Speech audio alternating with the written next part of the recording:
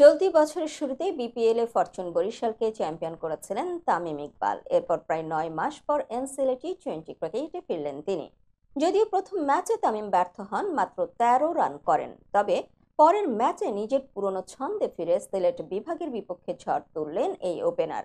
বৃহস্পতিবার চট্টগ্রামের হয়ে সিলেটের বিরুদ্ধে দ্বিতীয় ম্যাচে খেলতে নেমে তামিম 33 বল মোকাবেলা করে 65 রানের মারকুটে ইনিংস খেলেন। তার ব্যাটিংয়ে চট্টগ্রামকে দুর্দান্ত শুরু এনে দেন। জয়কে সঙ্গে নিয়ে মাত্র 7 ওভারে 80 রানের মাইলফলক পার করেন তারা। 17 বলে 29 রান করার পর জয় আউট হলেও তামিম অর্ধশতক পূর্ণ করেন। তবে এরপর চট্টগ্রামের ব্যাটিং ধীর হয়ে যায়।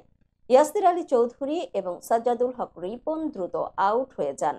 11তম ওভারে খালেদ আহমেদের বলে ক্যাচ আউট হন তামিম। 8টি বাউন্ডারি এবং 3টি ওভার বাউন্ডারি মেরে 33 বলে 65 রান করেন তিনি। এরপর মুমিনুল হক 8, সাব্বির হোসেন 15 রান করেন এবং চট্টগ্রাম 9 উইকেট হারিয়ে 145 রানের লড়াকু সংগ্রহ পায়।